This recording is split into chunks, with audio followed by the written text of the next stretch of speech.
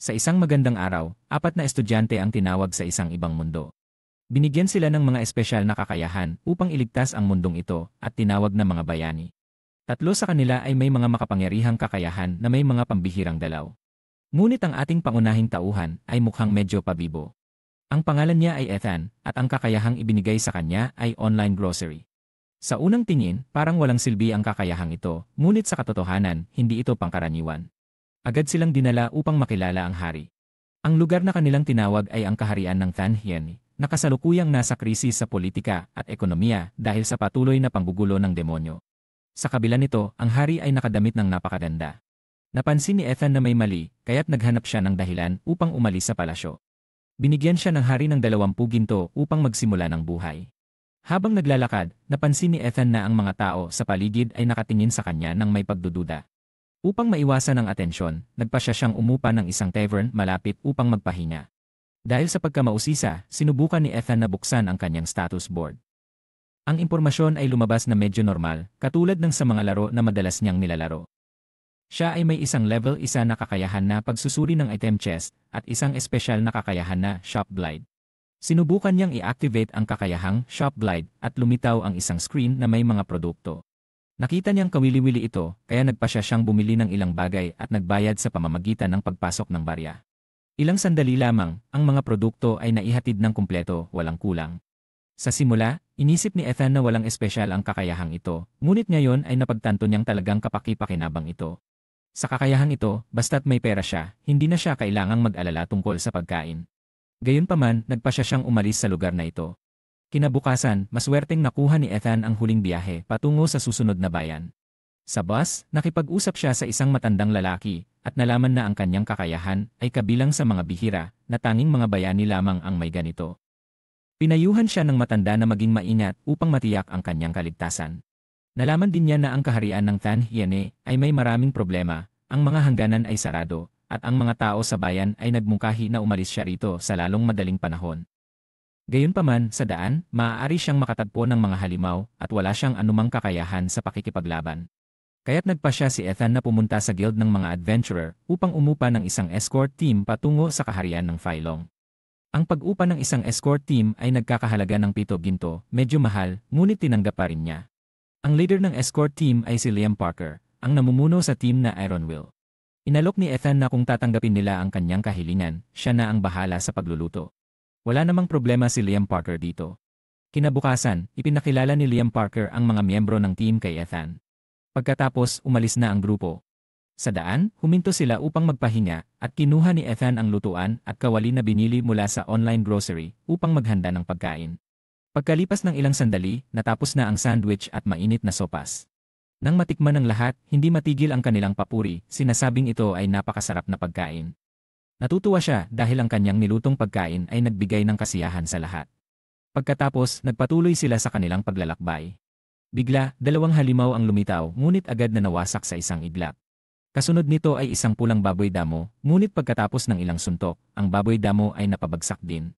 Nakakuha sila ng balat at pangil upang ibenta, habang ang karne ay iniwan para kay Ethan na ipunin. Pagdating ng hapon, huminto sila sa isang lugar. Dahil sa pagkamausisa, nakatingin ang lahat kay Ethan habang siya ay nagluluto, ngunit siya ay nahihiya at humiling na tumalikod sila. Sa totoo lang, ayaw niyang malaman nila ang mga sangkap mula sa online grocery. Una, pinritong niya ang bakon, pagkatapos ay nilutong kasama ang repolyo, karot, at patatas na binili mula sa grocery. Nagdagdag pa siya ng sausage, na nagpasarap sa pagkain na kahit sino ay mapapawisan sa sarap. Nang matapos ang beef stew na may kasamang tinapay, sabik na sabik ang lahat na subukan ito. Biglang, naging tahimik ang paligid na nagdulot sa kanya ng pag-aalala na baka hindi ito magustuhan. Ngunit agad, lahat ay nagmamadaling humiling ng pangalawang mangkok. Hindi niya inasahan na magiging ganito kasarap ang pagkain. Ibinahagi ni Liam Parker na ang pagkain sa mga paglalakbay ay kadalasang simple at tuyo, kaya talagang kamangha-mangha na makatikim ng mga mainit na pagkain tulad nito. Sa puntong ito, napagtanto ni Ethan na tila ang kanyang pagkain ay maaaring magpataas ng stats. Sinubukan niyang suriin at totoo nga. Ito ay nagdulot sa kanya ng pag-aalala na kung may makaalam, maaari siyang mapahamak. Nang lahat ay masaya at hindi alam na mula sa malayo, may isang nakakatakot na mata ang nagmamasid sa kanila. Kinabukasan, nagpatuloy sila sa kanilang paglalakbay. Sa gabing iyon, ang grupo ay magkakamp dito at siya pa rin ang bahala sa pagluluto. Una, pinutol niya ang karne sa makakapal na piraso, pagkatapos ay ginamitan ng isang bote ng marinade na binili mula sa grocery. Pinutol niya ang isang uri ng gulay na katulad ng repolyo at inilagay ang marinadong karne sa kawali. Ang resulta ay ang piniritong baboy damo na talagang kaakit-akit. Sa gutom, ang sinumang makakita nito ay gustong kumain agad. Nang matikman niya ang isang piraso, ang saya ay umabot sa sukdulan. Napakasarap na halos hindi siya makapagsalita. Ang sariwang repolyo na sinamahan ng baboy damo ay talagang bagay na bagay. At kung ilalagay ang lahat sa isang piraso ng tinapay at kakainin, ang lasa nito ay parang isang upuan, napakasarap na walang ibang masabi. Sige, maghahanap na ako ng makakain, sobrang gutom na ako. Biro lang, ituloy ang review. Habang ang lahat ay kumakain at masayang nag-uusap, biglang nagbago ang kanilang mga mukha. Nang lumingon sa likod, naroon si Spirit Wolf, isang alamat na nilalang. Sabi nito, ihandog mo sa akin ang pagkain na yon. Dahil sa takot, agad na sumunod si Ethan. Pagkatapos, kumain si Spirit Wolf ng sabik, ngunit hindi pa rin sapat, humiling ito kay Ethan na magluto pa. Agad na naghanda si Ethan ng isang bagong batch ng karne.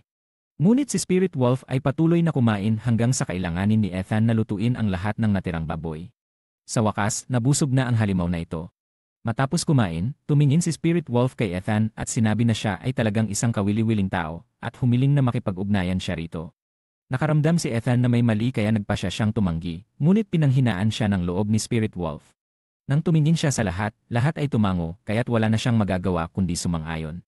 Sa wakas, tinanggap ni Ethan ang alok, lumapit at sinimulan ang seremonya ng pakikipag-ugnayan.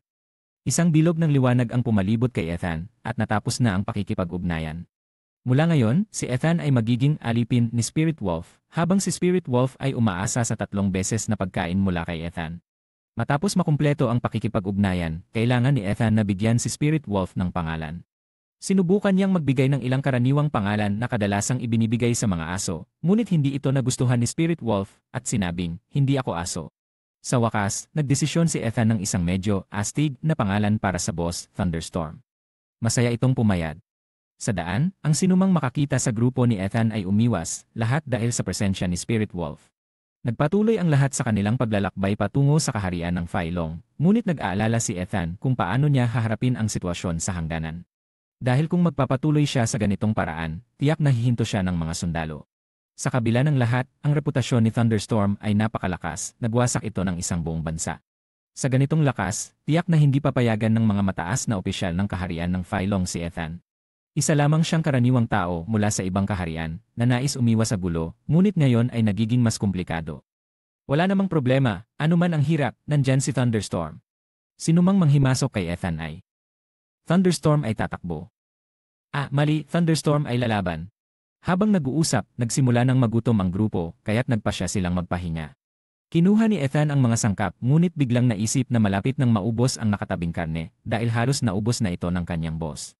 Sinabi niya kay Thunderstorm na kung gusto nitong kumain ng karne, kailangan nitong maghanap ng iba, siya ang magluluto pagkatapos. Nang marinig ito, agad na umalis si Thunderstorm upang maghanap ng pagkain. Nagpasya ang buong grupo na magtayo ng fan club para kay Ethan dahil kaya niyang utusan si Thunderstorm. Pagkatapos, nagdala si Thunderstorm ng isang higanteng ibon na nagpasabog ng gulat sa lahat. Ito ang bato ibon, isang level na halimaw. Kahit na ang buong grupo ay magpupunyagi, hindi pa rin sigurado na matatalo nila ito. Ang mga kuko at tuka nito ay may mataas na halaga, maaaring ipagbili para makakuha ng mga gamit. Pumayag si Thunderstorm na itago ang bahagi ng karne, habang ang ibang bahagi ay ibibigay sa kanila. Nang maihanda na ang karne, nagsimula ng magluto si Ethan.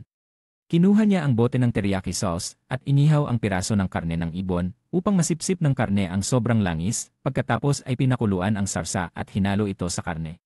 Sa wakas, natapos na ang bato ibon na may teriyaki sauce na sinamahan ng sibuyas na sopas. Inanyayahan ni Ethan ang lahat na tikman ito. Nakatapos si Ethan ng halos lahat ng karne ng bato ibon. Pagkatapos, nagpatuloy ang grupo sa kanilang paglalakbay. Sa wakas, nakarating sila sa hangganan ng kaharian ng Riinas, kung saan maraming sundalo ang nakatayo. Naunang naglakad si Liam Parker upang ipaliwanag, ngunit naharang pa rin ang grupo. Nagulat ang mga sundalo nang makita na talagang nakipag-ugnayan si Thunderstorm sa tao. Gayunpaman, nag-aalala pa rin sila na ang lakas ni Thunderstorm ay maaaring magdulot ng panganib sa bansa. Tiniyak ni na Ethan at Thunderstorm na kung walang masamang balak ang lugar na ito sa kanila, hindi sila gagawa ng masama. Matapos ang ilang talakayan, pumayag ang kapitan ng mga sundalo na papasukin sina Ethan at Thunderstorm sa kaharian, ngunit humiling na maayos na pamahalaan si Thunderstorm. Pumayag si Ethan at nagbabala na kung magulo si Thunderstorm, papakainin niya ito ng gutom. Nang marinig ito, napilitan si Thunderstorm na sumuko, na nagmumura na pinapahirapan siya ni Ethan. Dito, upang makapasok sa kaharian, kinakailangan ng membership card mula sa Guild of Adventurers o Merchant Guild. Matapos ang maraming pagsubok, sa wakas ay nakapasok ang grupo sa kaharian. Nagbigay ng babala si Liam Parker kay Ethan na ang pagpasok nila ni Thunderstorm sa kaharian ay umabot na sa mga taingan ng Count na namamahala sa lugar na ito at balang araw ay maririnig din ito ng hari. Gayunpaman, wala namang balak sina Ethan at Thunderstorm na manatili dito ng matagal dahil plano nilang maglakbay sa iba't ibang dako ng ibang mundo at pagsamahin ang negosyo ng mga produkto mula sa supermarket. Nakita ito ni Liam Parker at pinayuhan si Ethan na magparehistro sa Guild of Adventurers o Merchant Guild dahil kung kabilang siya sa alinman sa dalawang guild na ito, mawawalan siya ng buwis sa pagpasok. Labis na naguguluhan si Ethan kung dapat bang sumali sa Merchant Guild o Adventurers Guild. Inirekomenda ng grupo na dapat siyang sumali sa parehong guild para mas maging maginhawa. Masaya siyang tinanggap ang mungkahi at sabay-sabay silang pumasok sa lungsod. Gayunpaman, hindi niya inaasahan na kailangan ding magbayad ng buwis para makapasok sa lungsod na nagdulot ng malaking pagbawas sa kanyang pera. Habang naglalakad, nakatagpo siya ng sugo ng Count na nag-alok na imbitahan siya upang bisitahin ang kanyang pribadong mansyon. Ayaw ni Ethan na pumunta at patuloy silang nagtutulakan na nagdulot ng sitwasyon na naging mahirap hanggang sa kinailangan ni Thunderstorm na makialam at takutin siya. Nag-alala ang lahat sa grupo para kay Ethan, ngunit pinakalma niya sila na walang dapat ikabahala dahil ang mga sundalo ng Count ay walang laban sa lakas ni Thunderstorm. Kung pag-uusapan ang tunay na lakas, tanging ang dragon lamang ang kayang makipaglaban kay Thunderstorm. Matapos makumpleto ang misyon ng escort, nilagdaan ni Ethan ang kumpirmasyon at nagpaalam ang grupo sa kanya. Pinasalamatan nila siya sa mga kamanghamanghang karanasan at mga mainit na pagkain. Nagpaalam si Ethan at sabay na naglakad kasama si Thunderstorm patungo sa Merchant Guild. Nagsimula ang receptionist na ipaliwanag ang tungkol sa Merchant Guild, isang internasyonal na organisasyon na may 5 antas. Nagsimula si Ethan mula sa pinakamababang antas, ang Aeron level, at natanggap ang kanyang membership card. Gayunpaman, si Thunderstorm ay kailangang matulog sa labas ng stall ng kabayo dahil hindi pinapayagan ng inn ang mga halimaw na pumasok sa silid. Nang dumating ang oras ng hapunan, nagsimula ng magluto si Ethan. Pinutol niya ang karne sa tamang laki, iniisip na ito ay sapat na para kay Thunderstorm. Ngunit dahil gusto niyang kumain ng kanin, nagpasya siyang bumili ng karagdagang kawali kahit na medyo mahal ito. Nagsimula siyang maghanda ng pagkain, inilagay ang karne na may pampalasa sa kawali. Ang amoy ay kumalat at hindi maiiwasang magpahangin sa iba. Nang maluto ang karne, ibinuhos niya ang mahiwagang sarsa na nagbigay ng kaakit-akit na anyo sa pagkain. Kumagat si Thunderstorm at masayang sumigaw, ang sarap. Gumawa ka pa. Bawat piraso ng karne ay nagdadala ng iba't ibang lasa. Una ay lasa ng bawang, kasunod ay lasa ng labanos, pagkatapos ay lasa ng sibuyas, at sa wakas ay lasa ng kabute. Si Thunderstorm ay abala sa pagkain, nagulat sa kayamanan ng mga lasa na nilikha ni Ethan. Ngunit ang paborito niya ay ang lasa ng bawang. Sa gabi, ang puting kanin ni Ethan ay naluto na rin. Inilagay niya ang manipis na hiwa ng karne sa mainit na kanin, ibinuhos pa ng toyo, at tapos na ang bersyon ng kanin na may karne ng baboy mula sa ibang daigdig. Kumuha siya ng chopsticks at kumagat. O Diyos ko! Ang sarap na nagpasigaw sa mga tao. Malambot ang karne, ang mantika ay sumasama sa sarsa, at kapag sinamahan ng puting kanin, talagang nakakagigil. Habang tinatamasa ang kahanga-hangang lasa na ito, humiling din si Thunderstorm na kumain. Hindi siya makapaniwala na ang kanin ay ganito kasarap. Totoo ngang ang lutong bahay ay laging pinakamahusay, hindi ba mga kaibigan? Kinabukasan ng umaga, dinala ni Ethan ang mga binili mula sa supermarket sa guild ng mga mangangalakal upang ibenta. Nang makita ng receptionist ang mga produkto, nagulat siya at tumakbo upang tumawag ng tao. Nang makita ng receptionist ang mga produkto, nagulat siya at tumakbo upang tumawag ng tao. Sinabi niya na ito ang pinakamagandang asin at paminta na nakita niya na maaari pang ialay sa hari. Nang tanungin tungkol sa pinagmulan, si Ethan ay nag-atubiling magsalita dahil nagastos lamang siya ng 5 sentimo upang bilhin ito sa supermarket. Nagsimula ang pangulo na mag-alok, nagbigay ng 4 na ginto para sa asin at 1 ginto para sa paminta. Si Ethan ay parang, ano ba yan? 5 sentimo lang ito. Matapos ang ilang sandaling pag-aalinlangan, nagpatuloy ang pangulo sa pagtaas ng alok, sa huli ay nagkasundo sa halagang 17 ginto. 1 sentimo kapalit ng 17 ginto. Diyos ko, hindi mahirap yumaman. Matapos makuha ang pera, pumunta si Ethan sa guild ng mga adventurer upang magparehistro. Kumpleto niyang pinunan ang impormasyon at pinindot ang kanyang daliri bilang kumpirmasyon. Ang guild ng mga adventurer ay may kabuuang 7 ranggo mula S hanggang Y. Sa loob ng isang buwan, kung tumanggap ng misyon at nagkaroon ng pinsala o pagkamatay, hindi mananagot ang guild. Matapos ipaliwanag ang mga patakaran, tumanggap si Ethan ng misyon upang mangolekta ng mga halamang gamot. Pagbalik sa inn, muli silang kumain ni Thunderstorm at nangako na gagawa ng mas masarap na mga putahe. Si Thunderstorm ay labis na nasisiyahan hanggang sa magdilig ng laway. Habang kumakain si Thunderstorm, sinubukan ni Ethan na suriin ang stats ni Thunderstorm. O Diyos ko! Halos umabot na ito sa pinakamataas. Totoo ngang isang halimaw, ngunit sa mga mata ni Ethan, si Thunderstorm ay isang ganid na kumakain. Kinabukasan, magandang panahon, perpekto para kay Ethan na isagawa ang misyon ng pangangalap ng mga halamang gamot. Si Thunderstorm ay nagalit sa unang pagkakataon nang makita si Ethan na nag-aaksaya ng oras sa paghuhugas ng mukha. Sa pangalawang pagkakataon, sumigaw si Thunderstorm, "Nagmamalaki ka ba? Kung ayaw mong makatagpo ng mga ninuno, bilisan mo at pakainin ako, pero dapat karne ha." Kakagupit lang ng ulo ay humihingi na ng pagkain. Pagdating sa lugar ng misyon, pinaghasya nilang dalawa ang mga gawain, si Ethan ang mangangalap ng mga halamang gamot, habang si Thunderstorm ay manghuhuli. Nag-aalala para sa kanyang ikatulong, gumawa si Thunderstorm ng isang matibay na kalasag tulad ng kay Captain America upang protektahan si Ethan mula sa mga halimaw sa paligid. Sa tulong ng kanyang kakayahan sa pagsusuri, mabilis na natapos ni Ethan ang misyon ng pangangalap ng mga halamang gamot, isang bagay na mahirap gawin ng mga karaniwang tao. Totoo ngang sopistikadong kakayahan. Pagkatapos, sinimulan niyang ihanda ang tanghalian. Bumili siya ng giniling na karne ng baka at baboy, dilatang sarsa ng karne, at pasta. Sa isip ko, spaghetti lang ang naiisip ko.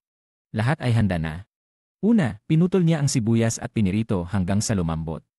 Sa isip ko, spaghetti lang ang naiisip ko. Lahat ay handa na. Una, pinutol niya ang sibuyas at pinirito hanggang sa lumambot.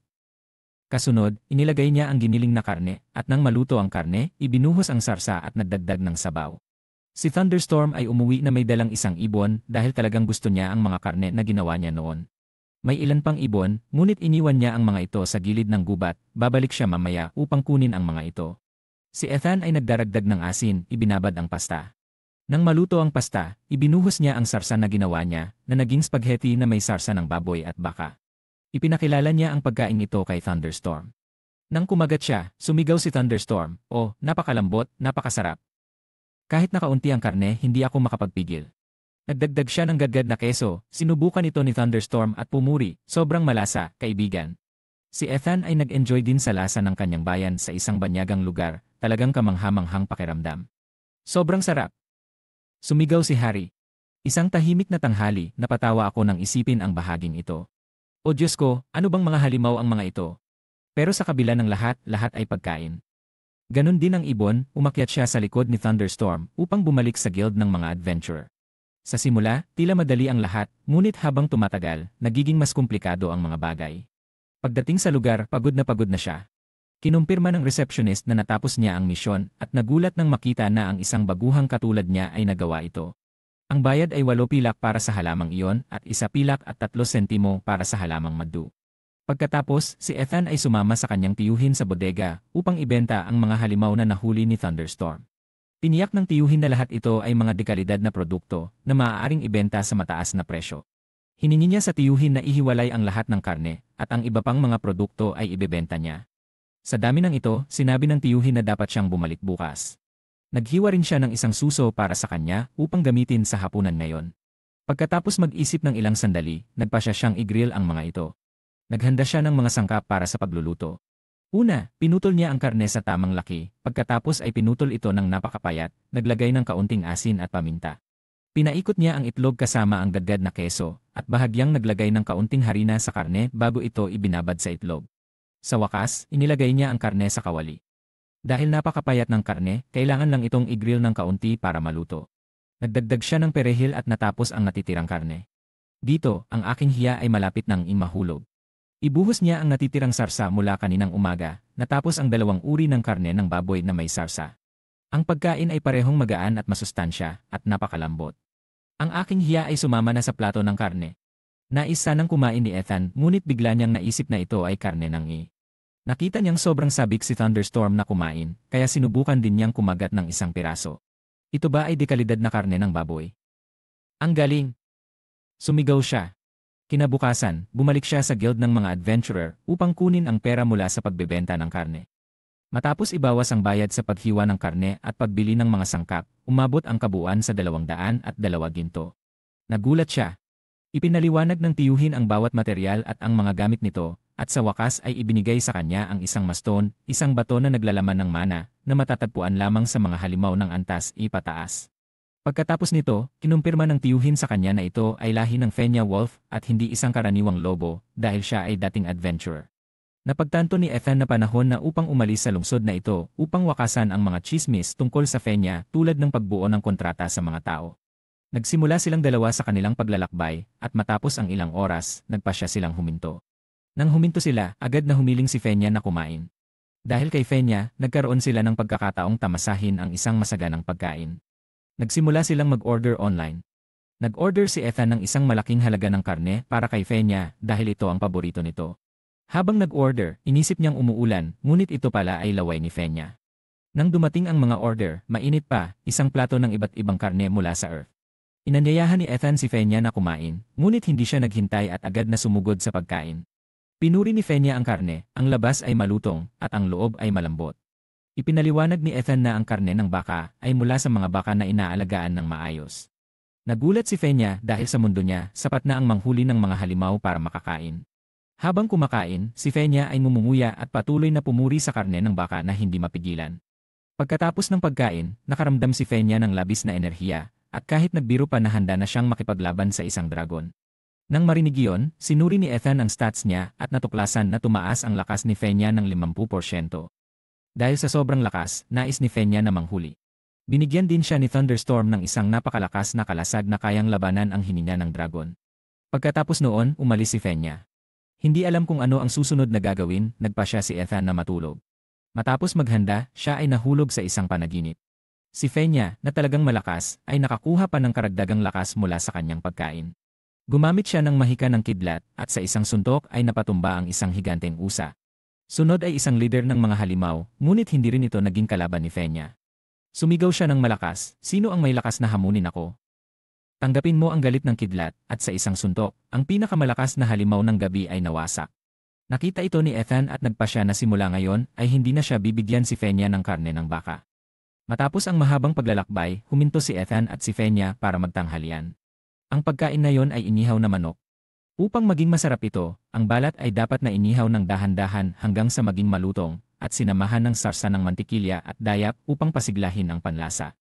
Habang kumakain, nagtanong si Ethan kung maaari ba siyang gumamit ng mahika. Nang marinig ito, ipinakita ni Fenya ang kanyang pinakamalakas na mahika at ipinaliwanag na basta't may mana, maaari kang gumamit ng mahika. Binuksan ni Ethan ang kanyang stats at natuklasan na mayroon siyang kaunting mana. Humiling siya kay Fenya na turuan siya kung paano gumamit ng mahika. Ngunit nang marinig ang paliwanag ni Fenya na kailangan lamang sundin ang formula, nagdesisyon si Ethan na sumuko. Gayunpaman, hindi siya nagbigay daan. Nang subukan niyang ilapat ang formula, napagtanto ni Ethan na nagawa lamang niyang lumikha ng isang puting papel sa halip na mahika. Sinabi ni Fenya na hawakan siya upang maunawaan ang problema. Lumabas na, upang makagamit ng mahika, ang mana ay kailangang umikot sa loob ng katawan. Kung matagumpay, ang susunod na hakbang ay palayain ang mahika. Ang unang layunin ng pagsasanay ni Ethan ay isang lata ng tubig. Nang makita ni Fenya ang napakalakas na bola ng apoy na inilabas ni Ethan, nagpasya ang grupo na dalhin siya sa isang totoong laban sa isang grupo ng goblin. Alam nilang siya ay napakalakas, kaya't hindi na nila inisip ang isang o dalawang goblin, at pinabayaan siyang ayusin ang buong grupo, pagkatapos ay umalis sa ibang lugar upang bumili ng mga gamit. Sumigaw si Ethan, "Magugutom kayo ngayong gabi." Pagkatapos, nag-isa siyang nakipaglaban sa mga mabangis na goblin. Sa kasamaang palad, siya ay nahulog. Nang akala niyang siya ay muling mabubuhay, sa kabutihang palad, ang barrier ni Thunderstorm ay nagligtas sa kanya. Sa pagkakataong iyon, naglabas si Ethan ng napakalakas na bola ng apoy, napatay ang ilang goblin, ngunit nahulog din dahil sa pagkaubos ng mana. Salamat kay Fel, sa gabing iyon, napanaginipan ni Ethan ang mga cute na goblin. Hindi lamang iyon, umakyat din siya ng ilang antas, at tumaas ang kanyang mga stats. Upang ipagdiwang, naglabas si Thunderstorm ng isang mataas na antas na goblin na may mana stone para ibenta ni Ethan para sa pera. Gayunpaman, ang pera mula sa nakaraang benta ng mga materyales ay sapat pa, kaya't hindi sila nagdaos ng anumang pagdiriwang. Lalo na, binanggit pa ni Thunderstorm ang pagtalikod sa Wagyu beef na matagal nang gustong-gusto ni Ethan. Pagkatapos noon, nagpasya si Ethan na tumayo at magluto, ngunit dahil sa mga alaala ng laban, nagpasya siyang kumain ng matamis upang makabawi ng enerhiya. Ang unang ulam ay melon cake. Basta't may kaunting asukal, ang kanyang mood ay bumuti. Nang makita ni Ethan na masarap ang kinakain, sinubukan din ni Thunderstorm. Ngunit isang plato ng cake ay hindi sapat, kaya't humiling si Thunderstorm ng isa pang serving. Agad na tumanggi si Ethan dahil natatakot siyang masyadong maraming matamis ang makakasama kay Thunderstorm. Gayunpaman, nakatanggap si Thunderstorm ng napakalaking proteksyon mula sa ENG, kaya't ang lahat ng bagay na nakakapinsala sa kanyang katawan ay na-neutralize. Nang makita ang sobrang iastig ni Thunderstorm, tanging ngiti na lamang ang naisip ni Ethan at malakas na humiling ng proteksyon mula sa mga Diyos. Marahil may isang misteryosong tao na nakarinig sa panalangin ni Ethan. Sa umaga, nakarating siya sa lungsod, ngunit hinarang siya ng mga sundalo sa pintuan. Ang dahilan ay dahil ang batang sumunod sa kanya ay may napaka-cute na mukha. Ipinakita niya ang kanyang card mula sa Guild 3 upang patunayan na siya ay tagapaglingkod ng batang iyon. Bigla, narinig niya ang boses ni Thunderstorm. Lumabas na ito ay telepathy, isang kakayahan na tumutulong sa mga may kontrata sa Kienzima na makipag-usap sa pamamagitan ng isip. Matapos maaprubahan, ang unang nais gawin ni Ethan ay makahanap ng mapa upang mag-navigate at maiwasang maligaw tulad ng isang karakter na may berdeng buhok. Gayunpaman, si Thunderstorm ay kailangang matulog sa labas ng stall ng kabayo dahil hindi pinapayagan ng inn ang mga halimaw na pumasok sa silid. Pagdating ng oras ng hapunan, nagsimula ng magluto si Ethan. Pinutol niya ang karne sa mga piraso na sapat na upang kainin, iniisip na ito ay tiyak na sapat para kay Thunderstorm. Ngunit dahil gusto niyang kumain ng kanin, nagpasya siyang bumili ng karagdagang kawali kahit na medyo mahal ito. Nagsimula siyang maghanda ng pagkain, inilagay ang karne na may pampalasa sa kawali. Ang amoy ay kumalat na nagdudulot ng pagnanasa sa iba. Nang maluto ang karne, ibinuhos niya ang sagradong sarsa, na ginawang talagang kaakit-akit ang pagkain. Kumagat si Thunderstorm ng isang piraso at masayang sumigaw, ang sarap. Gumawa ka pa. Bawat piraso ng karne ay nagdadala ng ibang lasa. Una ay lasa ng bawang, pagkatapos ay lasa ng labanos, kasunod ay lasa ng sibuyas, at sa wakas ay lasa ng kabute. Si Thunderstorm ay abala sa pagkain, nagulat sa kayamanan ng mga lasa na nilikha ni Ethan. Ngunit ang pinakagusto niya ay ang lasa ng bawang. Pagdating ng gabi, ang puting kanin ni Ethan ay luto na rin.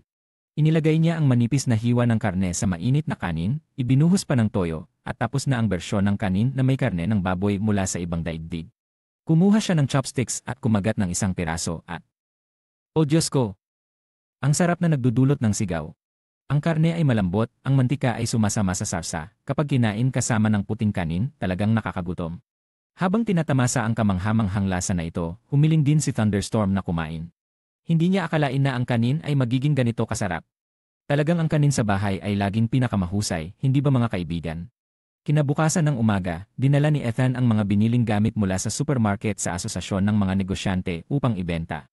Nang makita ng receptionist ang mga paninda, siya ay nagulat at pagkatapos ay tumakbo upang tumawag ng tao. Nang makita ng receptionist ang mga paninda, siya ay nagulat at pagkatapos ay tumakbo upang tumawag ng tao. Sinabi niya na ito ang pinakamagandang asin at paminta na nakita niya na maaari pang ialay sa hari. Nang tanungin tungkol sa pinagmulan, si Ethan ay nag-atubiling hindi makasagot dahil nagastos lamang siya ng 5 sentimo upang bilhin ito sa supermarket. Nagsimula ang Pangulo na makipag-ayos, nag-alok ng 4 na ginto para sa asin at 1 ginto para sa paminta. Si Ethan ay parang, anong nangyayari? 5 sentimo lang ito. Pagkatapos ng ilang sandaling pag-aalinlangan, patuloy na nagtaas ng presyo ang Pangulo, sa wakas ay pumayag sa halagang 17 ginto. 1 sentimo kapalit ng 17 ginto. Diyos ko, hindi mahirap yumaman. Matapos makuha ang pera, pumunta si Ethan sa asosasyon ng mga adventurer upang magparehistro. Kumpleto niyang pinunan ang impormasyon at naglagay ng fingerprint bilang kumpirmasyon. Ang asosasyon ng mga adventurer ay may kabuuang 7 antas mula S hanggang Y. Sa loob ng 1 buwan, kung tumanggap ng misyon at nagkaroon ng pinsala o pagkamatay, hindi mananagot ang asosasyon. Matapos ipaliwanag ang mga patakaran, tumanggap si Ethan ng misyon upang mangolekta ng mga halamang gamot. Pagbalik sa inn, muli silang kumain ni Thunderstorm at nangako na gagawa pa ng mas masarap na mga putahe. Si Thunderstorm ay labis na nasisiyahan na halos tumulo ang laway. Habang kumakain si Thunderstorm, sinubukan ni Ethan na suriin ang stats ni Thunderstorm. "Oh Diyos ko! Ang stats ay halos umabot sa maximum." Talagang isang halimaw, ngunit sa mata ni Ethan, si Thunderstorm ay isang ganid na kumakain. Kinabukasan, magandang panahon, talagang angkop para kay Ethan na isagawa ang misyon ng pangangalap ng mga halamang gamot. Si Thunderstorm ay nagalit sa unang pagkakataon nang makita si Ethan na walang pakialam na nagwawash ng mukha. Sa pangalawang pagkakataon, sumigaw si Thunderstorm, "Bakit mo ako pinapabayaan? Kung ayaw mong makatagpo ng mga ninuno, bilisan mo at pakainin ako, pero dapat karne ha." Kakagising lang ay humihingi na ng pagkain. Pagdating sa lugar ng misyon, hinati nilang dalawa ang mga gawain. Si Ethan ang mangangalap ng mga halamang gamot, habang si Thunderstorm naman ang manghuhuli. Nag-aalala para sa kanyang ikatulong, gumawa si Thunderstorm ng isang matibay na kalasag tulad ng kay Captain America upang protektahan si Ethan mula sa mga halimaw sa paligid. Salamat sa kanyang kakayahang suriin, mabilis na natapos ni Ethan ang misyon ng pangangalap ng mga halamang gamot, isang bagay na mahirap makamit ng karaniwang tao. Talagang isang premium na kakayahan. Pagkatapos, nagsimula siyang maghanda ng tanghalian. Bumili siya ng giniling na karne ng baka at baboy, dilatang sarsa ng karne at pasta. Sa isip ko, spaghetti lang ang naiisip ko. Lahat ay handa na. Una, pinutol niya ang sibuyas at pinirito hanggang sa lumambot. Pagkatapos, inilagay niya ang giniling na karne, at nang maluto ang karne, ibinuhos ang sarsa at nagdagdag ng sabaw. Umuwi si Thunderstorm na may dalang isang ibon dahil talagang gusto niya ang mga karne na ginawa niya noon. May ilan pang ibon ngunit iniwan niya ang mga ito sa gilid ng gubat, babalik siya mamaya para kunin ang mga ito. Si Ethan ay nagdagdag ng asin at ibinabad ang pasta. Matapos maluto ang pasta, ibinuhos niya ang sarsa na ginawa niya na naging spaghetti na may sarsa ng baboy at baka. Ipinakilala niya ang pagkain ito kay Thunderstorm. Nang kumagat siya, sumigaw si Thunderstorm, "Oh, talagang malambot, talagang masarap. Kahit na medyo kaunti ang karne, hindi ko mapigilan ang pagkain." Nagdagdag siya ng gagad na keso, sinubukan ito ni Thunderstorm at pumuri, sobrang flavorful. Si Ethan ay nag-enjoy din sa lasa ng kanyang bayan sa isang banyagang lugar, talagang kamanghamanghang pakiramdam. Sobrang sarap. Sumigaw si Harry. Isang tahimik na tanghali, tumawa ako ng malakas habang iniisip ang bahaging ito. O Diyos ko, bakit puro mga halimaw ang nandyan? Pero sa kabila ng lahat, lahat ay pagkain. Ganito rin ang nangyari, umakyat siya sa likod ni Thunderstorm upang bumalik sa asosasyon ng mga adventurer. Sa simula, tila madali ang lahat, ngunit habang lumilipas ang panahon, nagiging komplikado ang lahat. Pagdating sa lugar, siya ay pagod na pagod. Kinumpirma ng receptionist na natapos niya ang misyon at nagulat nang makita ang isang baguhan na tulad niya na nagawa ito. Ang bayad ay 8 pilak para sa halamang iyon at 1 pilak at 3 sentimo para sa halamang madu. Pagkatapos, si Ethan ay sumama sa kanyang tiyuhin sa bodega upang ibenta ang mga halimaw na nahuli ni Thunderstorm. Tiniyak ng tiyuhin na lahat ng ito ay mga dekalidad na produkto na maaaring ibenta sa mataas na presyo. Humiling siya sa tiyuhin na ihiwalay ang lahat ng karne habang ang iba pang mga bagay ay ibebenta niya. Sa dami na ito, sinabi ng tiyuhin na bumalik siya kinabukasan. Naghiwa rin siya ng isang kuhol para sa kanya upang gamitin sa kanyang pagkain ngayon. Pagkatapos mag-isip ng kaunti, nagpasya siyang i-grill ang mga ito. Naghanda siya ng mga sangkap para sa pagluluto. Una, pinutol niya ang karne sa mga piraso na sapat na kainin, pagkatapos ay pinutol ito ng manipis, naglagay ng kaunting asin at paminta. Pinalo niya ang itlog kasama ang dagdag na keso, naglagay ng kaunting harina sa karne at ibinabad ang karne sa itlog. Sa wakas, inilagay niya ang karne sa kawali. Dahil ang mga piraso ng karne ay napakanipis, kailangan lang itong i-grill ng kaunti upang maluto. Nagdagdag siya ng perehil at natapos ang natitirang karne. Dito, ang aking kahihiyan ay malapit nang imawala. Ibuhos niya ang natitirang sarsa mula kaninang umaga, natapos ang 2 uri ng karne ng baboy na may sarsa ng karne. Ang pagkain ay sabay na magaan at puno at talagang malambot. Ang aking kahihiyan ay umalis na kasama ng plato ng karne. Nais sanang kumain ni Ethan ngunit biglang naisip na ito ay karne ng Nakita niyang sobrang sabik si Thunderstorm na kumain, kaya sinubukan din niya ang isang piraso. Ito ba ay dekalidad na karne ng baboy? Ang galing! Sumigaw siya. Kinabukasan ng umaga, bumalik siya sa asosasyon ng mga adventurer upang kunin ang pera mula sa pagbebenta ng karne. Matapos ibawas ang bayad sa paghiwa ng karne at pagbili ng mga sangkap. No corresponding translation found. Ipinaliwanag ng tiyuhin ang bawat material at ang mga gamit nito, sa wakas ay ibinigay sa kanya ang isang piraso ng maston, isang batong naglalaman ng mana, na matatagpuan lamang sa mga halimaw na antas ipataas. Pagkatapos nito, kinumpirma ng tiyuhin sa kanya na ito ay lahi ng Fenya Wolf at hindi isang karaniwang lobo dahil siya ay dating isang adventurer. Napagtanto ni Ethan na panahon na upang umalis sa lungsod na ito upang wakasan ang mga alingaungaw tungkol sa Fenya tulad ng pagbuo ng kontrata sa mga tao. Nagsimula silang maglakbay at matapos ang isang mahabang paglalakad, nagpasya silang huminto. Nang huminto, agad na humiling si Fenya ng pagkain. Salamat kay Fenya, ngayon ay maaari silang mag-enjoy ng masaganang pagkain. Nagsimula silang mag-order online. Nag-order si Ethan ng maraming karne para kay Fenya dahil ito ang paborito niya. Habang nag-order, akala niya umuulan, ngunit ito pala ay laway ni Fenya. Nang dumating ang mga order, mainit pa, isang plato ng iba't ibang karne mula sa Earth. Inanyayahan ni Ethan si Fenya na kumain, ngunit hindi siya naghintay at agad na kumain. Pinuri ni Fenya ang karne, malutong sa labas, malambot sa loob. Ipinaliwanag ni Ethan na ang karne ng baka ay mula sa mga baka na inaalagaan ng mabuti. Nagulat si Fenya dahil sa kanyang mundo, sapat na ang manghuli ng mga halimaw upang makakain. Habang kumakain, si Fenya ay mumunguya at humihimok sa sarap ng karne ng baka na hindi mapigilan. Pagkatapos ng pagkain, naramdaman ni Fenya ang labis na enerhiya, kahit na nagbiro na kaya niyang makipaglaban sa isang dragon. Nang marinig ito, sinuri ni Ethan ang stats niya at natuklasan na ang lakas ni Fenya ay tumaas ng 50%. Dahil sa sobrang lakas, nais ni Fenya na manghuli. Binigyan pa ni Thunderstorm si Ethan ng isang napakamakapangyarihang kalasag na kayang labanan ang hininga ng dragon. Pagkatapos, umalis si Fenya. Hindi alam kung ano ang susunod na gagawin, nagpa siya si Ethan na matulog. Matapos maghanda, siya ay nahulog sa isang panaginip. Si Fenya, na talagang malakas, ay nakakuha pa ng karagdagang lakas mula sa kanyang pagkain. Gumamit siya ng mahika ng kidlat at sa isang suntok ay napatumba ang isang higanteng usa. Sunod ay isang leader ng mga halimaw, ngunit hindi rin siya naging kalaban ni Fenya. Sumigaw siya ng malakas, nais mo bang hamunin ako? Tanggapin mo ang galit ng kidlat at sa isang suntok, ang pinakamalakas na halimaw ng gabing iyon ay nawasak. Nakita ang tanawing ito, nagpa siya si Ethan na hindi nabibigyan si Fenya ng karne ng baka. Matapos ang mahabang paglalakbay, huminto si Ethan at si Fenya para magtanghalian. Ang pagkain na yon ay inihaw na manok. Upang maging mas masarap ang ulam na ito, ang balat ay dapat inihaw ng dahan-dahan hanggang sa maging malutong, sinamahan ng sarsa ng mantikilya at limon upang pasiglahin ang panlasa. Habang kumakain, nagtanong si Ethan kung maaari ba siyang gumamit ng mahika.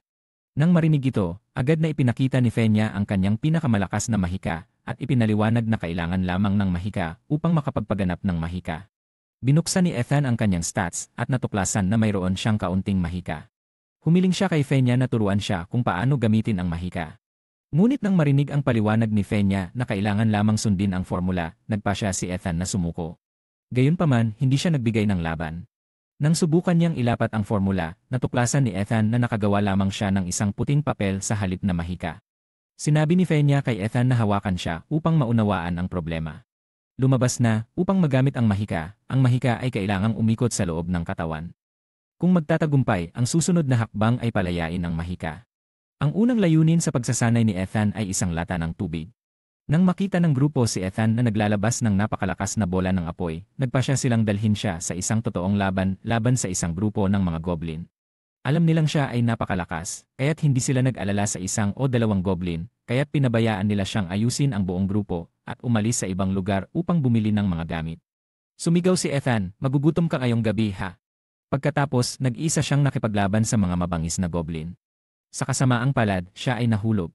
Nang akala niya ay malapit na siyang muling ipanganak, sa kabutihang palad, ang hadlang ng Thunderstorm ay nagprotekta sa kanya. Sa pagkakataong iyon, naglabas si Ethan ng napakalakas na bola ng apoy, na pumatay ng ilang goblin, ngunit siya rin ay bumagsak dahil sa pagkaubos ng mahika. Salamat kay Fel, sa gabing iyon ay nanaginip si Ethan ng mga cute na goblin. Hindi lamang iyon, umakyat din siya ng ilang antas, at tumaas ang kanyang mga stats. Gayunpaman, si Thunderstorm ay kailangang matulog sa labas ng stall ng kabayo dahil hindi pinapayagan ng inn ang mga halimaw na pumasok sa silid. Nang dumating ang oras ng hapunan, nagsimulang magluto si Ethan. Sinuong niya ang karne sa maliliit na piraso, iniisip na sapat na ito para kay Thunderstorm. Ngunit dahil gusto niyang kumain ng kanin, nagpa siya siyang bumili ng karagdagang kawali kahit na medyo mahal ito. Nagsimula siyang maghanda ng pagkain, inilagay ang karne na may pampalasa sa kawali. Ang amoy nito ay kumalat at hindi maiiwasang magdulot ng gutom sa iba.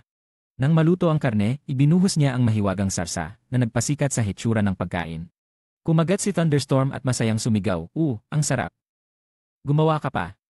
Bawat piraso ng karne ay nagdadala ng iba't ibang lasa. Una ay lasa ng bawang, pagkatapos ay lasa ng labanos, kasunod ang lasa ng sibuyas, at sa wakas ay lasa ng kabute. Si Thunderstorm ay abala sa pagkain, nagulat sa kayamanan ng mga lasa na nilikha ni Ethan.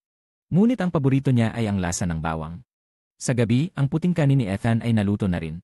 Inilagay niya ang manipis na hiwa ng karne sa mainit na kanin, ibinuhos ang toyo, at tapos na ang bersyon ng kanin na may karne ng baboy mula sa ibang daigdig. Kinuha niya ang chopsticks at kumagat. O Diyos ko! Ang sarap na nagdudulot ng sigaw. Malambot ang karne, ang malasa at mantika ay nagsanib sa sarsa, at kapag sinamahan ng puting kanin, talagang napakasarap na nakakagigil. Habang tinatamasa ang kamanghamanghang lasa na ito, humiling din si Thunderstorm na kumain. Hindi siya makapaniwala na ang kanin ay ganito kasarap. Talagang ang lutong bahay ay laging pinakamahusay, hindi ba mga kaibigan? Kinabukasan, dinala ni Ethan ang mga binili mula sa supermarket sa guild ng mga mangangalakal upang ibenta. Nang makita ng receptionist ang mga produkto, nagulat siya at tumakbo upang tumawag ng tao. Makalipas ang ilang sandali, lumitaw ang pangulo ng guild upang suriin. Sinabi niya na ito ang pinakamahusay na asin at paminta na nakita niya na maaari pang ialay sa hari. Nang tanungin tungkol sa pinagmulan, si Ethan ay nag-atubiling magsalita dahil nagastos lamang siya ng 5 sentimo upang bilhin ito sa supermarket. Nagsimula ang pangulo sa pagbid, nag-alok ng 4 na ginto para sa asin at 1 ginto para sa paminta. Si Ethan ay parang, ano ba to? 5 sentimo lang ito. Pagkatapos ng ilang sandaling pag-aalinlangan, nagpatuloy ang pangulo sa pagtaas ng presyo, at sa wakas ay pumayag sa halagang 17 ginto. 1 sentimo kapalit ng 17 ginto. Diyos ko, hindi mahirap yumaman. Matapos makuha ang pera, dumaan si Ethan sa guild ng mga adventurer upang magparehistro. Kumpletuhin niya ang impormasyon at naglagay ng fingerprint bilang kumpirmasyon. Ang guild ng mga adventurer ay may kabuuang 7 ranggo mula S hanggang Y. Sa loob ng 1 buwan, kung tumanggap ng misyon at nagkaroon ng pinsala o pagkamatay, hindi mananagot ang guild. Matapos ipaliwanag ang mga patakaran, tumanggap si Ethan ng misyon upang mangolekta ng mga halamang gamot. Pagbalik sa inn, kumain muli siya kasama si Thunderstorm at nangako na gagawa ng mas masarap na mga putahe. Si Thunderstorm ay labis na nasiyahan na halos tumutulo ang laway. Habang kumakain si Thunderstorm, sinubukan ni Ethan na suriin ang stats ni Thunderstorm. O Diyos ko! Halos umabot na sa maximum ang stats. Talagang isang halimaw, ngunit sa mata ni Ethan, si Thunderstorm ay isang ganid na kumakain. Kinabukasan, magandang panahon, perpekto para kay Ethan na isagawa ang misyon sa pangangalap ng mga halamang gamot. Si Thunderstorm ay nagalit sa unang pagkakataon nang makita niyang kalmado pa rin si Ethan na naguhugas ng mukha. Sa pangalawang pagkakataon, sumigaw si Thunderstorm, bakit mo ako pinapabayaan? Kung ayaw mong makatagpo ng mga ninuno, bilisan mo at pakainin ako, pero dapat karne ha. Kakagising lang ay humihingi na ng pagkain. Pagdating sa lugar ng misyon, hinati nilang dalawa ang mga gawain, si Ethan ang mangangalap ng mga halamang gamot, habang si Thunderstorm ay manghuhuli. Nag-aalala para sa kanyang ikatulong, gumawa si Thunderstorm ng isang matibay na kalasag tulad ng kay Captain America upang protektahan si Ethan mula sa mga halimaw sa paligid. Sa tulong ng kanyang kakayahang suriin, mabilis na natapos ni Ethan ang misyon sa pangangalap ng mga halamang gamot, isang bagay na mahirap gawin kahit ng mga karaniwang tao. Talagang imagandang ikasanayan. Pagkatapos nito, nagsimula siyang maghanda ng tanghalian. Bumili siya ng giniling na karne ng baka at baboy, delatang sarsa ng karne at pasta.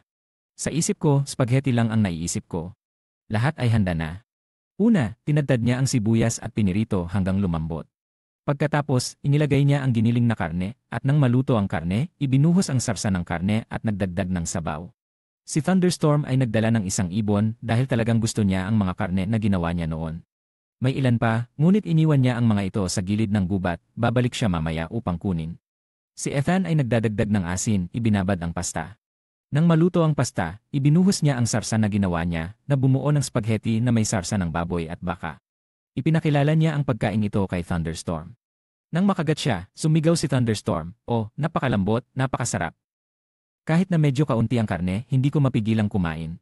Nagdagdag siya ng gagad na keso, sinubukan ito ni Thunderstorm at pumuri, sobrang malasa. Si Ethan ay nag-enjoy din sa lasa ng kanyang bayan sa isang banyagang lugar, talagang kamangha-mangha ang pakiramdam. Ang sarap! Sumigaw si Harry. Isang napaka-relax na tanghali, tumawa ako ng malakas habang iniisip ang bahaging ito. O Diyos ko, anong mga halimaw ang mga ito? Ngunit sa kabila ng lahat, lahat ay pagkain. Ganito rin ang nangyari, umakyat siya sa likod ni Thunderstorm upang bumalik sa guild ng mga adventurer. Sa simula, parang madali ang lahat, ngunit habang lumipas ang panahon, naging komplikado ang lahat. Pagdating sa lugar, labis siyang pagod. Kinuha ng receptionist ang kanyang misyon at nagulat nang makita na nagawa ito ng isang baguhang katulad niya. Ang bayad ay 8 pilak para sa halamang iyon at 1 pilak at 3 sentimo para sa halamang madu. Pagkatapos, si Ethan ay sumama sa kanyang tiyuhin sa bodega upang ibenta ang mga halimaw na nahuli ni Thunderstorm. Tiniyak ng tiyuhin na lahat ng ito ay mga dekalidad na produkto na maaaring ibenta sa mataas na presyo. Hiningi niya sa tiyuhin na tanggalin ang lahat ng karne habang ang iba pang mga produkto ay ibebenta niya. Sa dami ng ito, sinabi ng tiyuhin na bumalik siya bukas. Nagbigay din siya ng isang suso para sa kanya na gagamitin sa hapunan ngayon. Matapos mag-isip ng kaunti, nagpasya siyang i-grill ang mga ito. Naghanda siya ng mga sangkap para sa pagluluto. Una, pinutol niya ang karne sa maliliit na piraso, pagkatapos ay hiwain ito ng manipis, at budburan ng kaunting asin at paminta. Pinalo niya ang itlog kasama ang gadgad na keso, at bahagyang budburan ng kaunting harina ang karne bago ibabad ito sa itlog. Sa wakas, inilagay niya ang karne sa kawali. Dahil napakanipis ng karne, kailangan lang itong i-grill ng kaunti para maluto. Nagdagdag siya ng perehil at tinapos ang natitirang karne. Dito, ang aking hiya ay malapit nang mahulog. Ibinuhos niya ang natitirang sarsa mula kaninang umaga, natapos ang 2 uri ng karne ng baboy na may sarsa ng karne. Ang pagkain ay parehong magaan, puno, at napakalambot. Ang aking hiya ay sumama na sa pinggan ng karne. Nais sanang kumain ni Ethan, ngunit biglang naisip na ito ay karne ng Nakita niyang sobrang sabik si Thunderstorm na kumain, kaya sinubukan din niyang kumagat ng isang piraso. Ito ba ay dekalidad na karne ng baboy? Ang galing! Sumigaw siya. Kinabukasan, bumalik siya sa guild ng mga adventurer upang kunin ang pera mula sa pagbebenta ng karne. Matapos ibawas ang halaga ng pag-aalis ng karne at pagbili ng mga sangkap, kabuang 202 ginto. Nagulat siya. Ipinaliwanag ng tiyuhin ang bawat material at ang mga gamit nito, at sa wakas ay ibinigay sa kanya ang isang mana stone, isang batong naglalaman ng mana, na matatagpuan lamang sa mga halimaw ng antas ipataas. Pagkatapos nito, kinumpirma ng tiyuhin sa kanya na ito ay isang lahi ng lobo na Fenya, at hindi isang karaniwang lobo, dahil siya ay dating isang adventurer. Napagtanto ni Ethan na panahon na upang umalis sa lungsod na ito upang wakasan ang mga chismis tungkol sa Fenya tulad ng pagbuo ng kontrata sa mga tao. Nagsimula ang kanilang paglalakbay, at matapos ang mahabang paglalakad, nagpasya silang huminto. Sa sandaling huminto, humiling agad si Fenya ng pagkain. Salamat kay Fenya, maaari silang mag-enjoy sa isang masaganang pagkain ngayon. Nagsimula silang mag-order online. Nag-order si Ethan ng maraming karne para kay Fenya dahil ito ang paborito niya. Habang nag-order, akala niya umuulan, ngunit ito pala ay laway ni Fenya. Nang dumating ang mga order, mainit pa, ito ay isang platito ng iba't ibang karne mula sa Earth. Inanyayahan ni Ethan si Fenya na kumain, ngunit hindi siya naghintay at agad na kumain. Pinuri ni Fenya ang karne, malutong sa labas, malambot sa loob. Ipinaliwanag ni Ethan na ang karne ng baka ay kinuha mula sa mga baka na inaalagaan ng maayos. Nagulat si Fenya dahil sa mundo niya, sapat na ang manghuli ng mga halimaw upang makakain. Habang kumakain, si Fenya ay mumunguya at patuloy na pumuri sa karne ng baka na hindi mapigilan. Pagkatapos ng pagkain, nakaramdam si Fenya ng labis na enerhiya, at nagbiro pa na handa na siyang makipaglaban sa isang dragon. Nang marinig ito, sinuri ni Ethan ang stats niya at natuklasan na tumaas ang lakas ni Fenya ng 50%. Dahil sa sobrang lakas, nais ni Fenya na manghuli. Binigyan pa siya ni Ethan ng isang napakalakas na kalasag na kayang labanan ang hininga ng dragon. Pagkatapos noon, umalis na si Fenya. Nagpasya si Ethan na matulog. Matapos ang paghahanda, siya ay nahulog sa isang panaginip. Si Fenya, na talagang malakas, ay nakakuha pa ng karagdagang lakas mula sa kanyang pagkain. Gumamit siya ng mahika ng kidlat, at sa isang suntok ay nawasak ang isang higanteng usa. Sumunod ay isang leader ng mga halimaw, ngunit hindi rin ito naging kalaban ni Fenya. Sumigaw siya ng malakas, nais mo bang hamunin ako? Tanggapin mo ang galit ng kidlat, at sa isang suntok, ang pinakamalakas na halimaw ng gabing iyon ay nawasak. Nakita ito ni Ethan at nagpasya na hindi na siya bibigyan ng karne ng baka si Fenya. Matapos ang mahabang paglalakbay, huminto sina Ethan at Fenya para magtanghalian. Ang pagkain na yon ay inihaw na manok. Upang maging mas masarap ito, ang balat ay dapat inihaw ng dahan-dahan hanggang sa maging malutong, at sinamahan ng sarsa ng mantikilya at limon upang pasiglahin ang panlasa. Habang kumakain, nagtanong si Ethan kung maaari ba siyang gumamit ng mahika.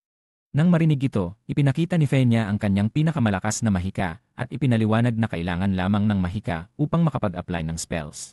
Binuksan ni Ethan ang kanyang stats at natuklasan na mayroon siyang kaunting mahika. Humiling siya kay Fenya na turuan siya kung paano gamitin ang mahika. Ngunit nang marinig ang paliwanag ni Fenya na kailangan lamang sundin ang formula, nais na niyang sumuko. Gayunpaman, hindi siya sumuko. Nang subukan niyang ilapat ang formula, napansin ni Ethan na nagawa lamang niyang lumikha ng isang puting papel sa halip na mahika. Sinabi ni Fenya kay Ethan na hawakan siya upang maunawaan ang problema. Lumabas na, upang makapag-apply ng mahika, ang mahika ay kailangang umikot sa loob ng katawan.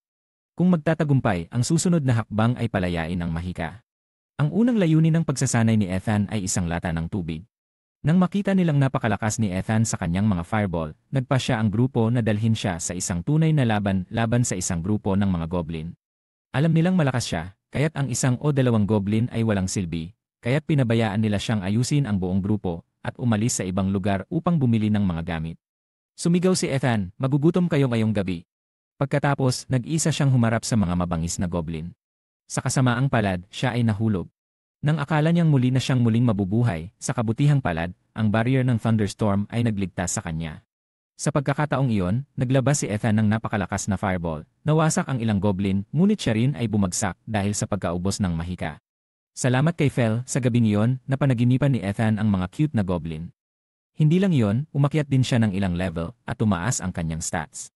Upang ipagdiwang, kinuha ni Thunderstorm ang isang high-level goblin na may mana stone upang ibenta ni Ethan para sa pera. Gayunpaman, ang pera mula sa naunang pagbebenta ng mga materyales ay mayroon pa, kaya't hindi sila nagdaos ng anumang pagdiriwang. Lalo na, binanggit ni Thunderstorm ang pagtalikod sa Wagyu beef na matagal nang gustong-gusto ni Ethan. Pagkatapos, nagpasya si Ethan na tumayo at magluto, ngunit dahil sa mga alaala ng laban, nagpasya siyang kumain ng matamis upang makabawi ng enerhiya. Pagdating sa lugar, mabilis na naubos ng slime Kiratin Lin ang tatlong goblin. Sa susunod na hakbang, kailangan niyang putulin ang mga tainga nila bilang ebidensya, ngunit dahil sa sobrang takot, sumigaw siya ng malakas. Sa hindi sinasadyang pagkakataon, ito ay nakatawag ng atensyon ng isang buong grupo ng mga goblin na tumakbo papunta sa kanya. "Ay naku, hayaan mo na yan, ako na ang bahala." Sabi ni Kiratin Lin at sa ilang saglit, ang lahat ng goblin ay nawala. Sapat na ito para umangat sa ranggo. Ngayon, kailangan niyang ayusin ang mga patay na katawan na ito. Naisip niya na pwedeng ipagawa kay Kiratin Lin na tunawin ang mga ito. Pagkatapos niyang sabihin ito, agad nang naging alikabok ang katawan ni Kiratin Lin at ginamit pa ang espesyal na kakayahan ng pagpaparami. Ay talagang siraulong slime ito, mga kaibigan. Pagkalipas ng ilang sandali, wala nang bakas ng mga goblin. Matapos ang paglilinis, dumating na ang oras ng pagkain. Dahil sa pagod ng araw na ito, nagpasya ang grupo na mag-enjoy sa mga matamis na pastry muna bago lumipat sa masarap na meat pie. Ang mga pie ay ginintuang puti, malasa at talagang nakakatakam. Si Thunderstorm ay pumili ng isang malaking hotdog, mahaba at chewy na may napaka-espesyal na lasa. Ang crispy na balot ay hinaluan pa ng maraming masarap na pampalasa. Si Ethan naman ay nag-relax sa isang malamig na lata ng kape. Sabay-sabay nilang tinikman ang masarap na pagkain. Matapos ang masaganang pagkain, bumalik si Ethan sa guild ng mga Mo-Himgi upang kumpirmahin na natapos na niya ang misyon sa pagpatay sa ghost. Inaasahan na niya ang mangyayari, at tama siya, ang kanyang pagpatay sa napakaraming goblin ay nakakuha ng atensyon ng leader ng guild. Inanyayahan ng leader si Ethan at Thunderstorm sa isang pribadong silid upang makipag-usap. Pinuri niya si Ethan bilang isang batang may talento, at pagkatapos ay binasa ang isang liham mula sa palasyo. Ang nilalaman ng liham ay nagpapaalam na si Ethan ay malayang makakilos sa bansang ito, at ipinapaalam din ito sa lahat ng mga maharlika sa teritoryo. Gayunpaman, kapalit nito, kapag kailangan ng bansa, kinakailangan ni Ethan na tumulong, talagang walang libre sa mundo. Kasunod nito, tinalakay ng leader ang pag-angat ng ranggo para kay Ethan. Nagpasya siyang gamitin ang kanyang kapangyarihan upang itaas si Ethan mula sa ranggo E patungong ranggo C kaagad. Gayunpaman, upang makamit ito, kailangan ni Ethan na matugunan ang ilang mga kinakailangan mula sa leader. Kahit na hindi pa tiyak ang mga partikular na misyon, pumayag na sina Ethan at Thunderstorm. Bukod dito, humingi si Ethan sa leader na bumili ng ilang mga sangkap, kabilang ang karne ng berdeng suso, isang uri ng karne na kilala sa napakabango nitong lasa. Sa gabi, anuman ang gusto ng mga boss ni Ethan na kainin basta't may karne. Bumili si Ethan ng ilang sangkap at nagsimula ng magluto. Una, pinakuluan niya ang karne ng ibon pagkatapos ay naghiwa ng mga gulay. Sunod, siya at si Kiratin Lin ay sabay na pinunit ang karne ng ibon sa maliliit na piraso. Mukhang medyo kaunti ang karne, ngunit nang lagyan ng masarap na sesame sauce, natapos na ang bangbang na ibon. Ngunit isang putahe lang ay hindi sapat, kaya nagpasya siyang gumawa pa ng stir-fried na manok na may green pepper. Matapos i-marinate ang karne, naghanda siya ng bell pepper, at pagkatapos ay inilagay ang lahat sa kawali. Mukhang parang beef stir-fry. Ano man ang sabihin ng mga kapatid, kailangan munang magbukas ng lata ng beer. Pagkatapos, sinimulan niyang tikman ang pangunahing putahe. Ang sesame sauce ay nagdadala ng napakabagong lasa, talagang masarap. Matapos kumain, naglinis siya at humiga. Nakita niyang nahihirapan si Thunderstorm, kaya bumili siya ng kutson para sa boss. Kinabukasan, pumunta siya sa guild upang kunin ang C-rank na adventurer card, at sabay na kunin ang pera mula sa mga sangkap na nabenta kahapon. Kabuang 1,946 na ginto. Sa ganitong daming pera, para na siyang isang gumagalaw na minahan ng ginto. Sige, manahimik na lang dahil ang sobrang pagsasalita ay nagdudulot ng pagkawala ng ngipin. Sunod, tumanggap siya ng misyon mula sa High Tyranny upang labanan ang mga Metal Lizard at mga Crazy Cow. Lalo na, ang karne ng Crazy Cow ay napakamasustansya, at kapag narinig ang tungkol sa dekalidad na karne ng baka, lahat ay sabi. Bago umalis, dumaan siya sa tindahan ng matandang mangangalakal upang mamili. Gusto niyang bumili ng bagong bag, ngunit dahil sa napakaraming uri, pinili niya ang bag na komportable. Matapos mag-isip, pumili siya ng isang leather bag. Pumili siya ng isang leather bag bukod dito, bumili rin siya ng sinturon, isang maliit na bag, at isang bagong peres ng sapatos para sa kakit-akit. Ang kabuang gastos ay isang ginto, ngunit hindi kinuha ng may-ari ang pera dahil sino ang tatanggap ng pera mula sa kanyang tagapagligtas. Bukod dito, humiling pa siya na kung makakahuli siya ng Black Snake sa susunod, ibenta ito sa kanya dahil ang balat ng Black Snake ay isang bihirang kalakal. Matapos ang transaksyon, madilim na ang paligid. Dahil nabanggit niya ang ahas, kaya gusto ng dalawang boss ngayong araw na kumain ng karne ng ahas. Bukod dito, dahil sa masaganang ani, nagpasya siyang gumawa ng isang masaganang pagkain. Gumawa siya ng fried chicken tulad ng dati, ngunit sa pagkakataong ito ay pinirito ito ng 2 beses para sa dagdag na lutong. Ang langis na pinirito ng 2 beses ay nagbigay ng mas malutong na pagkain ngunit nanatiling malambot. Sinubukan niyang kumagat ng isang piraso, ay napakaganda, ang lutong-lutong na pinagsama sa malambot at matamis sa loob, talagang kahanga-hanga. Pagbaba ng plato, ang dalawang boss ay kumain ng mabilis na parang makina, at hindi nagtagal ay naubos ang plato. Ngunit ayos lang, marami pang karne, kumain lang ng masaya. Talagang kamangha-mangha ang araw na ito. Ang dalawang boss ay busog na hindi na makakain. Matapos alagaan ng dalawang bata, nagsimula na rin siyang kumain. Una, nagbukas siya ng lata ng beer para sa simula. Ay, talagang walang tatalo sa piniritong pagkain na sinamahan ng beer. Tumingin siya, nakita ang dalawang boss na mahimbing na natutulog, mukhang napaka-cute. At siya naman ay bumalik habang pinagmamasdan ang buwan at tinatangkilik ang masarap na hapunan. Kinabukasan, sinimulan ng grupo ni Ethan ang misyon na ibinigay ng High Tyranny. Habang hindi alam kung nasaan ang Metal Lizard, mukhang natagpuan na ni Thunderstorm ang lokasyon nito, sa isang yungib na puno ng mga bihirang mineral. Mukhang dahil sa pagkain ng mineral na ito, nag-evolve ito sa isang mas mataas na uri. Ngayon, ang balat nito ay kayang labanan ang karamihan sa mga uri ng mahika. Ngunit sa mataas na mahika ng thunder ni Thunderstorm, kahit anong depensa ay walang silbi. Habang kumakain, bigla na lang itong namatay, talagang kawawa. Nakita ang mineral na ito na maaaring gawing armor, nagpasya siyang mangolekta ng kaunti. Ngunit sinabi ni Thunderstorm, may barrier na ako, bakit pa kailangan ng armor? Buwisit ka ba? Sa pagkakataong ito, nagpasya rin ang grupo na tapusin ang natitirang misyon na labanan ang mga Crazy Cow sa unahan. Umupo siya at naghihintay habang sina Thunderstorm at Levi Tinlin ay nauna. Dahil sa pagkamausisa, sumunod siya at nakinig at narinig ang mga sigaw ng mga baka. Mukhang malapit na silang kumain ng karne ng baka, hehe. Nagmultiply si Kirai Tinlin upang tulungan siya at pinagsama ang mga baka sa item box. Matapos ang paglilinis, dumating na ang oras ng pagkain. Ngayong araw, kakain sila ng sandwich na may karne ng suso at ibon.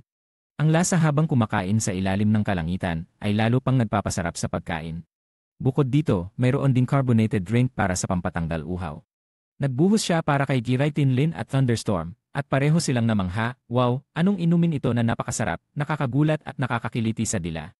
Ngunit ang sobrang pag-inom ay maaaring magdulot ng diabetes. Matapos kumain, bumalik ang grupo sa guild upang magulat. Ang leader ng guild ay hindi na nagulat sa mga ginawa niya. Napag-alaman na ang lizard na ito ay napakabihira, hindi pa lumitaw sa loob ng 400 taon. Sa anumang lugar na naroroon ito, mayroong isang napakamayamang minahan para sa mga lord na magmina. Ang balat nito ay iaalay sa hari. Ang kabuang bayad na natanggap niya ay 5,000 na ginto, sapat na para sa masaganang buhay. Gayunpaman, nais ng leader na itago niya ang bagay na ito. Higit pa rito, ngayon ay may dekalidad na karne ng baka, sama-sama silang gumawa ng isang masaganang pagkain. Una, hiwain ang karne sa makakapal na hiwa, budburan ng asin at paminta bago i-grill. Sa wakas, i-grill ang bawat bahagi ng 1 minuto. Matapos ang grilling, ilagay sa aluminum foil at hintay ng 5 minuto. Kaya't natapos na ang beef stick ng Crazy Cow. Tignan ang kanyang mukha, pagkagat ng isang piraso parang may kuryente, napakasarap, talagang steak. Bukod dito, sinamahan pa ng iba't ibang mga sauce, dati ay kahit gaano karaming kainin ay hindi nakakasuya. Matapos kumain, wala pang pahinga, kailangan niyang ialay ang mga handog sa diyosa na si Iene. Iene. Humiling pa siya ng ilang mga paborito niyang putahe, talagang mahilig kumain. Bigla, narinig niya ang boses ng iba pang mga diyosa. Humihingi rin sila kay Ethan na mag-alay ng handog upang makakuha ng proteksyon. Ngunit ngayon lang niya nalaman, kung ang proteksyon ay hindi angkop sa kanyang talento, wala rin itong silbi. Siya ay may talento sa apoy at lupa, kaya't ang diyosa ng apoy na si Tiu Dung at ang diyosa ng lupa na si Qiailin ay nagbigay ng proteksyon sa kanya. Mukhang nakalimutan ng lahat ang diyosa ng tubig na si Kesulin.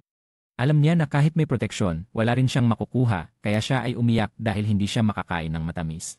Nakita yon, agad na iminungkahi ng batang lalaki na protektahan si Kilai Tinlin.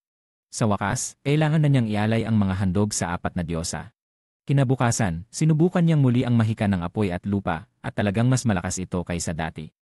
Kahit na marami siyang ginamit, hindi siya nakaramdam ng pagod. Ngayon, si Kilai Tinlin naman ang sumubok ng mahika ng tubig, at ang resulta ay mas kahanga-hanga pa. Hindi sinasadyang pinatibay ng tatlong diyosa ang kapangyarihan ni Kilai Tinlin. Nakita yon, si Thunderstorm ay biglang sumugod at humiling na makipagsolo kay Kilai Tinlin, pero nagwawala ba siya? Paano niya siya matatalo? Nagpatuloy siya sa paggamit ng mahika ng lupa upang bumuo ng isang maliit na bahay para makatulog ng maayos. Samantala, nakakuha si Thunderstorm ng isang itim na ahas, pero ipagpapaliban na lang iyon, ngayon ay kakain at matutulog muna. Kinabukasan, inayos niya ang kanyang tulugan at pumunta sa guild ng mga adventurer upang kunin ang karne mula kahapon na pinasuri nila, kasama ang pera para sa pagbili ng mga sangkap. Nakakuha siya ng 4 na bag, bawat isa ay naglalaman ng ilang daang ginto, hindi ito maliit. Humiling din siya na patayin ang itim na ahas. Pagkatapos, bumalik ang grupo sa bahay at nagsimula ng magluto. Ngayong araw, nagpasya si Ethan na gumawa ng bagong putahe. Kinuha niya ang bagong bili niyang gilingan ng karne, napakamahal nito. Una, giniling niya ang karne ng baka. Gusto ring sumali si Kilai Tinlin pero mukhang kakaiba ito. Sunod ay ang karne ng mga espesyal na suso. Nagsimula siyang maghiwa ng sibuyas, pero sobrang hapdi sa mata. Pagkatapos, hinahalo niya ang 2 uri ng karne kasama ang ilang sangkap, inihahalo ito ng mabuti at binubuo sa bilog na piraso. Alam mo na ba kung anong putahe ito? Nagsimula siyang magprito ng karne, pagkatapos ng pag-ihaw sa magkabilang panig, naglagay siya ng tubig at pinakuluan ito sa singaw. Amoy na amoy ito. Sunod ay gumawa siya ng sarsa, at sa wakas, natapos na ang hamburger na pinagsama ang 2 uri ng karne. Nang lumingon siya, nakita niyang si Thunderstorm ay umaagos ang laway, tiyak na sobrang gutom na siya. Nang kumagat siya ng susunod, pumunta siya sa samahan ng mga adventurer upang kunin ang premyo mula sa nakaraang misyon. Naku, 1,800 ginto lang ito. Habang nag-aayos na siya ng pera, may anunsyo na may isang grupo ng mga halimaw na Evil Dragon na lumitaw sa kanlurang kapatagan, nagdudulot ng malubhang pinsala at ang sitwasyon ay napakakagyat. Agad na kinuha ni Ethan ang kanyang potion upang tulungan ang lahat. Totoo ngang pambihirang gamot. Matapos maayos ang sitwasyon, nag-utos ang Pangulo na dapat sirain ang grupo ng Evil Dragon sa lalong madaling panahon, kung hindi ay wawasakin nila ang buong lungsod. Sa puntong ito, pumasok si Thunderstorm at nagpahayag na siya ang bahalang humawak sa mga Evil Dragon. Pumayag ang Pangulo na ipasa ang misyon ng pagpatay sa Evil Dragon kay Ethan. Pagkatapos, umalis silang tatlo. Sinamantala rin ni Thunderstorm na turuan si Ethan kung paano makipaglaban sa mga kaaway na lumilipad. Para sa mga biktimang lumilipad, dapat itutok ang tira sa ulo o pakpak. Kahit na ito ang unang pagkakataon ni Ethan na subukan, nagawa niya ito ng maayos. Pagkatapos ay naganap ang isang mainit na labanan sa mga Evil Dragon. Ang resulta, hindi na kailangang sabihin, tagumpay ang sa kanila. Kaya't malapit nang magkaroon ng karne ng Evil Dragon para kainin. Dahil sa dami ng galaw, nagugutom siya, kaya't muli siyang gumawa ng hamburger, ngunit binalutan ito ng isang dagdag na balat. Matapos ang ilang hakbang sa paghahanda, sinimulan niyang iprito ang piraso ng karne sa mantika. Kaya't natapos na ang fried dragon meat na may 2 uri ng giniling na karne. Naku, ang balat sa labas ay talagang malutong, habang ang loob ay puno ng katas at napakamasarap. Kumakain siya habang umiinom ng lata ng beer. Tunay na, ang kumain sa ilalim ng ganitong kalangitan ay ang pinakamasarap,